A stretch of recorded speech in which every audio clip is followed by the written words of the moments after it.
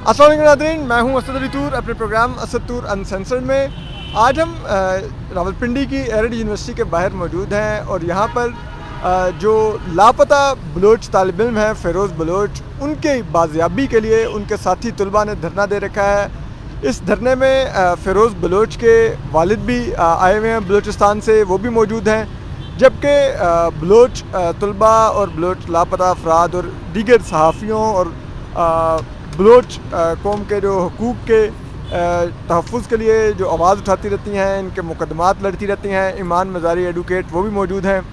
तो आज हम ज़रा समझने की कोशिश करते हैं कि ये इस भूख हड़ताली कैंप में क्या हो रहा है। और इससे पहले पिछले, क्योंकि 11 मई को लापता हुए थे फ़िरोज़ बलोच, तो अब 11 मई से आज तकरीबन 1 माह से ज़्यादा हो गया है, सवा माह हो गया है, लेकिन फ़िरोज़ बलोच का कोई अता पता नहीं है। पुलिस ने FIR दर्ज की हुई है।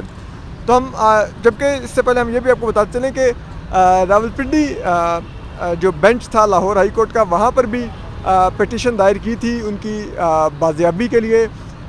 बलोच तलबा ने, ईमान मज़ारी ही वहाँ पर एडवोकेट थी, लेकिन जो 9 तैनात शुदा जज हैं justice Tariq Nadeem, if I am not wrong, उन्होंने वो पिटीशन बग़ैर सुने ख़ारिज कर दी और उन्होंने कहा कि ये जब लापता अफराद का कमीशन मौजूद है तो यहाँ पर पिटीशन की ज़रूरत नहीं। वो क्योंकि अभी एडिशनल जज हैं, यकीनन उन्होंने कंफर्म होना है और हमारे जजेस भी ISI की रिपोर्ट पर ही कंफर्म होते हैं, तो इंशाल्लाह हो जाएंगे कंफर्म भी। तो अच्छा ईमान, आप बताइए कि अब 1 माह से ज़्यादा हो गया है, आप ही उस दिन FIR के लिए भी रावलपिंडी में पुलिस स्टेशन मौजूद थी।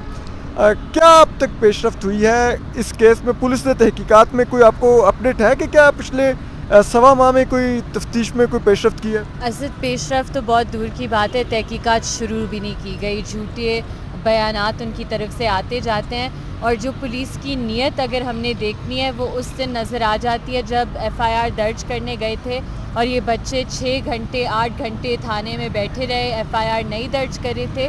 और क्यों नहीं दर्ज करे थे? 2 वजूहत। एक, वो कह रहे थे कि बलूचिस्तान का मामला मुख्तलिफ है, इसका क्या मतलब है हमें आज तक नहीं पता। दूसरा, उन्होंने कहा कि ये जो कर्नल तारिक हैं जिन्होंने बच्चों को कॉल किया है और कहा है कि मैं फ़ौज पाकिस्तान से ताल्लुक़ रखता हूँ, उनका नाम आप FIR से निकाल लें। तो एंड में हमने यही कॉम्प्रोमाइज़ किया था जी कि हम उनका नाम नहीं निकालेंगे, लेकिन हम कह देंगे कि वो किसी हसास इदारे से ताल्लुक़ रखते हैं। तो FIR भी उसी नौयत का अब कटा है। कर्नल साहब का नाम है FIR? कर्नल तारिक का, जी, लेकिन उनने तारिक नामी शख्स इस तरह लिखा है कि उसने अपना तारुफ कराया था हसास इदारों से। ठीक है।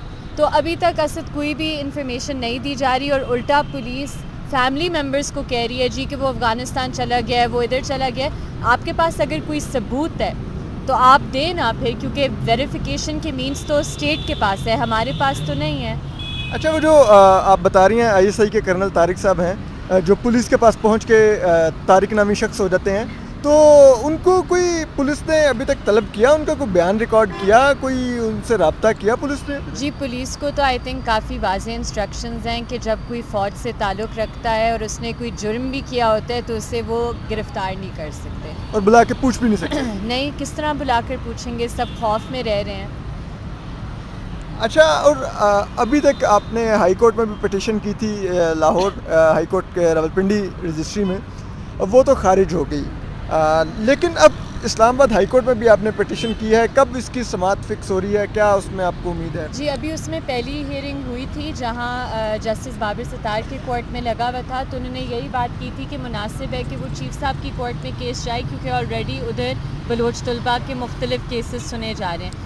उसकी फ़ाइनल डेट जो बलोच तलबा के केसेस की है, फ़ाइनल आर्गूमेंट्स की 27 ऑफ दिस मंथ है, तो शायद उससे पहले भी ये केस कॉल हो जाए या उस दिन पे लगे, अभी हमें देखना होगा। लेकिन हाई कोर्ट में हम गए हैं कमीशन के ख़िलाफ़, जो उनकी लैक ऑफ कार्रवाई है इस इशू पर, और दूसरा HEC की साइलेंस पर। हायर एजुकेशन कमीशन का काम है कि तमाम जो ये यूनिवर्सिटीज़ हैं उनमें ये इंश्योर करें कि इस तरह की चीज़ें नहीं हो रही, लेकिन उनकी तरफ से बिल्कुल खामोशी है।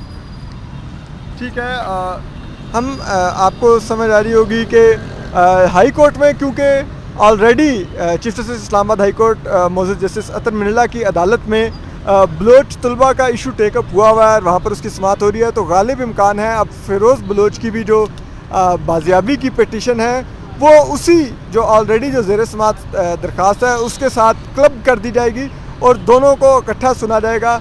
तो इम्कान है chief justice Islamabad high court बड़े क्लियर हैं, जस्टिस अतर मिल्ला साहब ये बलोच तलबा और बलूचिस्तान के इशू के ऊपर उनकी अगर आप ऑब्जर्वेशंस देखें, ऑर्डर्स देखें माजी के, तो वो बड़े क्लियर हैं, वो बड़े डिटरमिन हैं कि बलोच तलबा की आवाज़ सुनी जानी चाहिए, इनको हरासा नहीं किया जाना चाहिए और इनके हकूक़ का तहफ़्फ़ुज़ होना चाहिए। तो अब काफ़ी उम्मीद है कि वो फ़िरोज़ बलोच की भी जो एक लापता बच्चा है उसकी भी पटिशन को उसी दर्द दिल से सुनेंगे।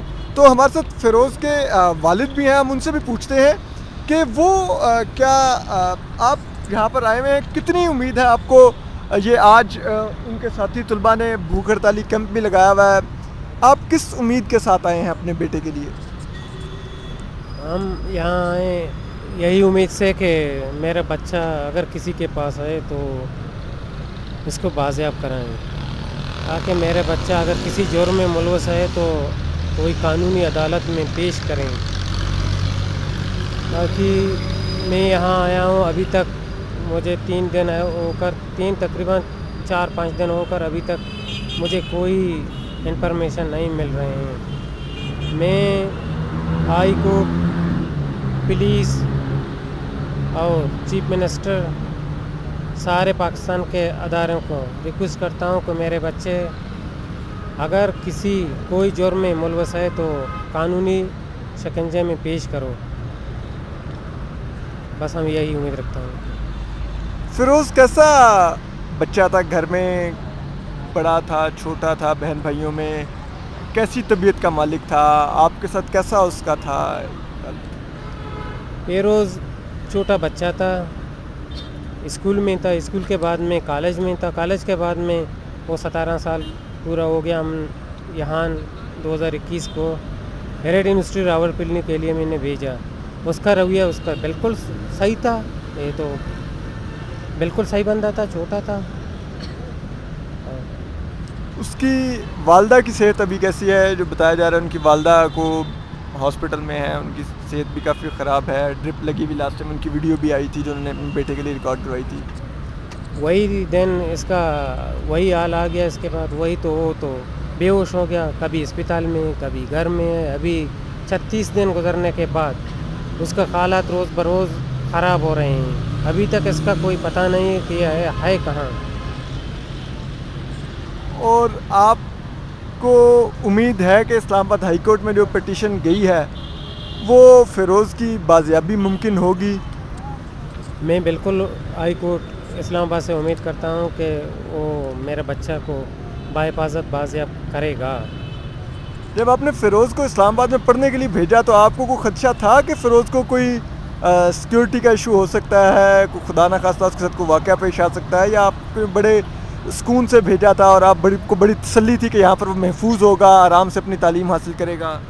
मुझे कोई नहीं था, इसका कोई सिक्योरिटी इसकी खर्चा नहीं था। वो मैंने यहाँ तालीम के लिए भेजा। यहाँ तो मैं आया हूँ, मैं यहाँ यूसी यूनिवर्सिटी हेरिटेज यूनिवर्सिटी से यूसी से पूछा, इसने बोला यहाँ अपना क्लास गैरहाज़िरी में कभी नहीं किया, सारे क्लास में अटेंड किया, यहाँ कोई गलती भी इसने नहीं किया। वो खामोश लड़का था। मैं यहाँ जो खर्चे होते थे अपने बकाया घर का वो रोटी था, उसने मैंने आधा करके आधा यही बच्चे को दे दिया। यहाँ कोई पढ़ाई के लिए भेजना, पंजाब पाकिस्तान का दिल है, हमने यहाँ पे भेजा कोई उम्मीद रखना कि कल हमारा मुस्तकबिल रोशन हो जाए। यहाँ तो हाल यही हो गया। अभी इंशाल्लाह फ़िरोज़ वापस आ जाएगा तो तालीम जारी रखने की इसको इजाज़त देंगे आप? बिल्कुल, अगर वो वापस आ जाएगा मैं यही यूनिवर्सिटी में तालीम का सिलसिला जारी कर लूँगा। फ़िरोज़ बड़ा होकर क्या बनना चाहता है, या आप उसको क्या बनाना चाहते हैं जब वो तालीम मुकम्मल कर ले? बड़ा होकर जो उसकी नसीब मिल जाए। तो मैं नहीं बोला कि कोई ड्राइवर बन जाए या कि कोई आवारा बन जाए, मैं उन्हें कोई ऑफिसर बन जाए, कोई एजुकेट बन जाए। अपने मुस्तकबिल के लिए मैंने सोचा इसके बारे में, इतना खर्चा कर रहा हूँ, यहाँ पढ़ाई के लिए मैंने भेजा। आप ख़ुद क्या करते हैं? मैं ख़ुद पुलिस मुलाजिम हूँ। अच्छा। पाकिस्तान का हिस्सा हूँ। ठीक है, बहुत शुक्रिया। हमारे साथ फ़िरोज़ के वालिद थे, आप सुन रहे हैं, वो कह रहे हैं कि मैंने अपने घर का खर्च आधा कर दिया फ़िरोज़ को पढ़ाने के लिए। अपने घर की रोटी आदि कर दी फ़िरोज़ को पढ़ाने के लिए। फ़िरोज़ की माँ पिछले 36 रोज़ से कभी हॉस्पिटल होती हैं, कभी घर होती हैं। ये उनके माँ बाप की हालत है। और वो आप सुन सकते हैं कि उन्होंने पंजाब यानी कि रावलपिंडी में इस तसल्ली से अपने बेटे को भेजा था कि यहाँ पर महफूज होगा, यहाँ पर पढ़ेगा, पढ़ के कुछ बन जाएगा। लेकिन इस पंजाब ने फ़िरोज़ को ये वेलकम दिया है कि पिछले 36 रोज़ से वो लापता है। जो FIR कटी हुई है उसके ऊपर कोई तहकीकात ही नहीं हो रही और कोई अता पता नहीं। साथी बलोच तलबा कभी पीस वॉक्स कर रहे हैं उसके लिए एहतजाजी, कभी धरना दे रहे हैं। आज भूख हड़ताली कैंप लगाया हुआ है। ना हायर एजुकेशन कमीशन को कोई फ़िक्र है कि उनके ज़िम्मेदारी है इन तलबा का तहफ़्फ़ुज़, उनको कोई फ़िक्र नहीं है कि बलोच तलबा के साथ क्या बीत रही है। ना ये रावलपिंडी से लापता हुए हैं तो ना शायद चीफ मिनिस्टर पंजाब हमजा शहबाज साहब को फ़िक्र है कि एक बलोच तालिब इल्म को किस तरह से उनके सूबे में से अगवा कर लिया गया है। ना किसी रियासती इदारे को फ़िक्र है। बकौल ईमान मदारी के जब FIR कटवाने गए तो ISI कर्नल तारिक का नाम दिया तो वो पुलिस कर्नल लिखने को तैयार नहीं थी। उन्होंने कहा तारिक नामी शख्स, और चलें तारिक नामी शख्स को ही बुला के एक बयान ही रिकॉर्ड कर लेते, वो आके एक स्टेटमेंट में डिनाई कर देते कि मेरा इससे कोई ताल्लुक़ नहीं। लेकिन जहाँ पर इतनी स्टेटमेंट लेने की ज़रूरत ना हो पुलिस ने, उसने तहकीकात क्या करनी है, उसकी कितनी इंडिपेंडेंस होगी, आप खुद लगा सकते हैं। लेकिन अब सब नज़रें इस्लामाबाद हाई कोर्ट पर हैं। देखिए वहाँ पर जो समाअत होगी चीफ जस्टिस इस्लामाबाद मौजूद जस्टिस अतर मिल्ला इसके ऊपर क्या एक्शन लेते हैं और किस तरह से फ़िरोज़ बलोच की बाजियाबी मुमकिन बनाते हैं। सिर्फ 17 साल बच्चा है, तालिब इल्म, इतनी उम्र के बच्चे को तो कम से कम बख्श दें। अपना ख्याल रखिए, सलामत रहिए, अल्लाह हाफ़िज़।